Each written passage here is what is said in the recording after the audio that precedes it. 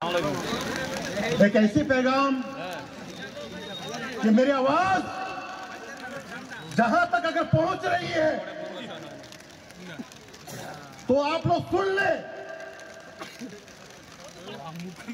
एक छोटी सी पैगाम मेरे मंच के सामने में मैं देख रहा हूं कि हमारे एक भाई जो है हमारे हिंदुस्तान के झंडे को लहरा रहा है। आप देख सकते हैं उसके दिल में कितनी मोहब्बत है इस हिंदुस्तान के लिए। मैं पिछले 1 घंटे 2 घंटे से मैं सुन रहा हूं सभी को अपनी बात रख रहे हैं वक़्फ़ अमेंडमेंट बिल के लिए। हमने इतिहास को जलाया है, हमने कितनी कुर्बानी दी है वो बताया है। क्या उनको पता नहीं है कि हमने कुर्बानी दी है? बार बार हम लोगों को यह बताना पड़ता है कि हमने भी इस हिंदुस्तान के लिए कुर्बानी दी है।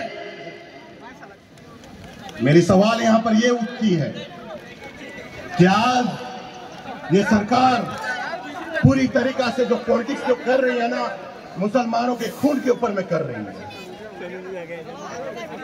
आज हम अपने बात को रखने के लिए 3 बार सोचते हैं कि हम अपने बात को कैसे रखेंगे, मगर हक की बात हमारी इस्लाम सिखाती है, हमारी इस्लाम हमें बताती है कि हम हक की बात को जरूर रखें। ये वक़्फ़ की जो प्रॉपर्टी है ये हमारी प्रॉपर्टी है। आप देख सकते हैं कि ताजमहल शाहजहां ने बनाया है।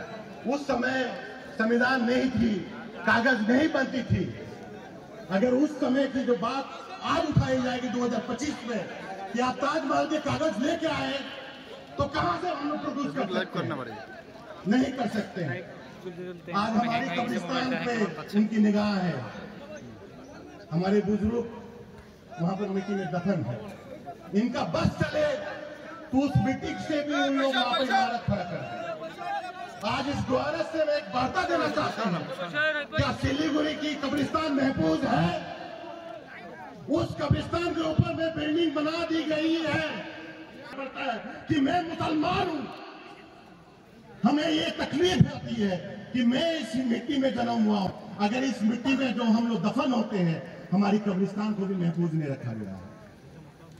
क्योंकि आज से 100 साल पहले वो कब्रिस्तान जहां बनी है, वो कब्रिस्तान के आसपास में बड़े बड़े शहर बन गई है और उस जमीन की कीमत आप करोड़ों में है। तो इनको ऐसा लगता है कि ये कब्रिस्तान को इस्तेमाल में लाया जाए और हमारी जितने भी बुजुर्ग हैं वहां पर जो दफन हुए हैं उनके लाश के साथ में, उनके हड्डियों के साथ में खिलवाड़ की जाएगी। मैं आप सभी को कहना चाहता हूं, एहसास और मुसलमान अपनी जमीर को जिंदा करें। आज भी वक्त है कि हम मुसलमान अगर अपनी जमीर को अगर जिंदा नहीं करते हैं तो फिर एक ऐसा दिन आएगा कि हम लोगों को पास में सोचने का वक्त भी नहीं दिया जाएगा।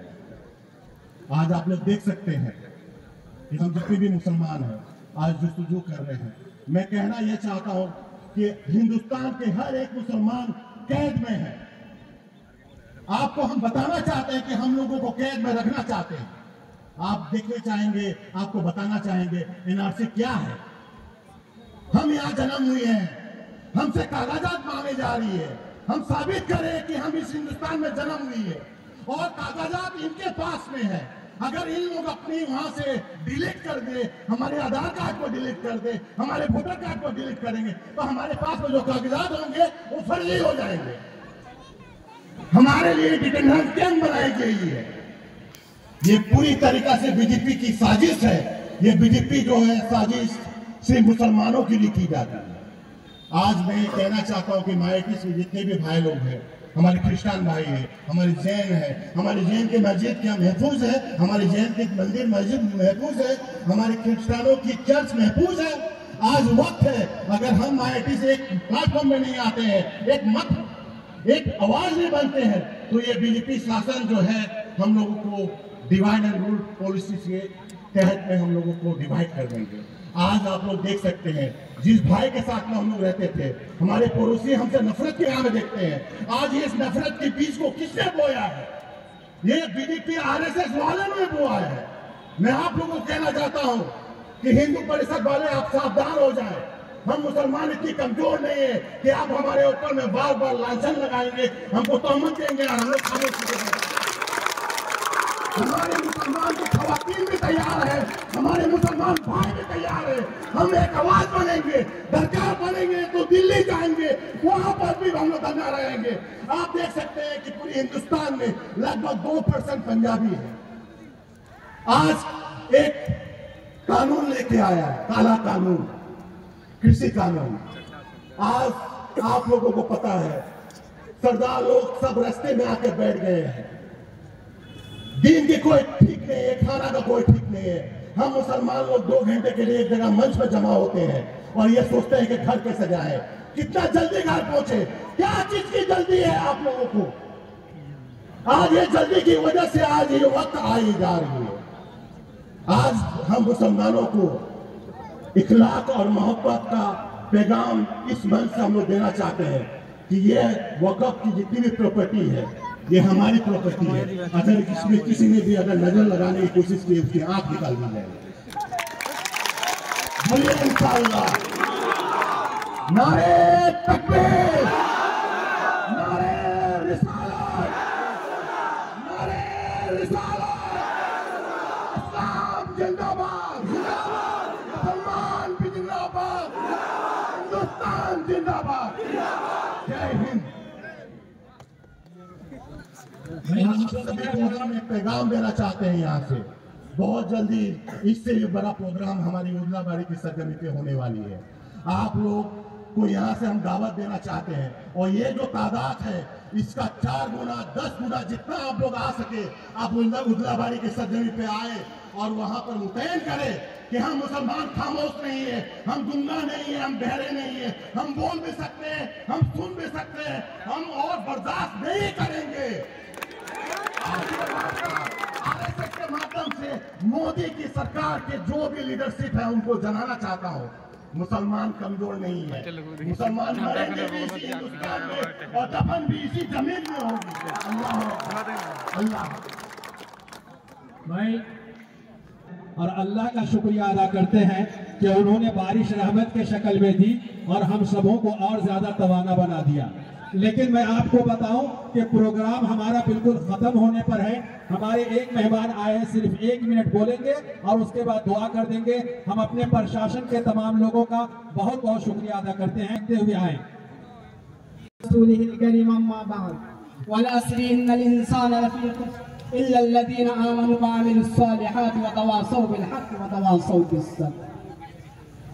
সম্মানিত সভাপতি সাহেব, মান্যগণ্য বিচক্ষণ পরিচালক ও সামনে বসে থাকা আমার প্রাণপ্রিয় দিন দরদী সংগ্রামী বন্ধু এবং আমার মা বোনদের সকলকে জানাই আমার আন্তরিক শুভেচ্ছা ও প্রীতি। বন্ধুগণ, আমরা যারা এখানে উপস্থিত হয়েছি আমরা প্রত্যেকে ইতিহাস জানি। আল্লাহ পাক আমাদের সময়ে কসম খেয়ে কোরআনে কারীমের মধ্যে একটা সূরা নাজিল করেছেন যার ভাব অর্থ এটাই যে পৃথিবীর সমস্ত মানুষ বিপদগ্রস্ত। যারা ঈমান এনেছে এবং সত্যের দিকে আহ্বান করেছে এবং যখন বিপদ এসেছে সেই বিপদে তারা ধৈর্য ধারণ করেছে। একটা কথা আগে বলিনি, বলার আগে আমরা যারা এখানে উপস্থিত হয়েছি কিংবা কমিটির ভাই বন্ধুরা যারা আপনারা বিচলিত হয়ে আছেন প্রশাসনের ভয়ে, একটা কথা খেয়াল করে রাখবেন, প্রশাসনের গায়ের যে শার্ট, তার যে স্টার, তার যে টুপি, তার এক একটা সুতো আমাদের ট্যাক্সের পয়সায় আছে। প্রশাসনকে ভয় করার কোনো কারণ নেই। প্রশাসন আমাদেরকে ভয় দেখাবে, ভয়ের কোনো কারণ নেই। আমরা উহুদকে ভয় পাই নাই, আমরা বদরকে ভয় পাই নাই, আমরা জালিয়ানওয়ালা বাগকে আমরা ভয় পাই নাই। সেগুলো আমাদের সামনে এখনো জ্বলন্ত প্রমাণ। তাই আগামী দিনে আসছে আমাদের ভারতীয় নেতা মাওলানা মাহমুদ সাহেব একটা কথাই বলেন, মুসলমানের সব থেকে বড় শত্রু কে জানেন? বলে দেব আপনাদের সামনে, মুসলমানদের সব থেকে বড় শত্রু হচ্ছে আমাদের মূর্খতা, আমাদের অশিক্ষা। আমাদের অশিক্ষার কারণে আজকে আমরা প্রশাসনকে ভয় পাচ্ছি। আমরা শান্তি বিপ্রিয় ভাবে আইনকে মর্যাদা দিয়ে আজকের আমাদের এই সমাবেশ। আর এই সমাবেশে আমরা এসেছি এত ভয়ের কি? আগামী দিনে আরো বড় ভয় বিপদ আসতেছে। সেই ভয়কে সামনে রেখে আমাদেরকে এগিয়ে যেতে হবে। আমাদের আকাবির যখন আওয়াজ দেবে, আমার শরীরে যদি এক বিন্দু রক্ত থাকে আর আমি যদি জিন্দা থাকি, তাহলে জিন্দার সুবুত, জিন্দার দলিল দিতে হবে। আগামী দিনে আমাদের মুরব্বীরা যদি জেল ভরা আন্দোলনের ডাক দেয়, শহীদ হওয়া আন্দোলনের যদি ডাক দেয়, আমরা ঐক্যবদ্ধ হব ইনশাআল্লাহ। এখানে প্রতিজ্ঞা করে যাই, আমার সঙ্গে কয়েকটা স্লোগান পাঠ করবেন। বলুন, সংশোধনীয় ওয়াকফ আইন মানছি না, মানব না। আইন বাতিল করো, বাতিল করো। কালা কানুন মানছি না, মানব না। আইনের বাতিলের দাবিতে সমস্ত মানুষ এক হও, এক হও। এদিকে মুসলিম ও সংখ্যালঘু মানুষের উপর গণহত্যা করা হচ্ছে কেন? নরেন্দ্র মোদী, তুমি জবাব দাও। ভারতের সংবিধান জিন্দাবাদ। আইন প্রত্যাহার করতে হবে। সরকারের জনবিরোধী সিদ্ধান্তকে মানছি না, মানব না। আইন মানছি না, মানব না। কানুন বাতিল করো, বাতিল করো। জমিয়তে উলামায়ে হিন্দ জিন্দাবাদ। জমিয়তে উলামায়ে হিন্দ জিন্দাবাদ। মাওলানা মাহমুদ মাদানী জিন্দাবাদ। এই বলে আমার সংক্ষিপ্ত বক্তব্য শেষ করলাম।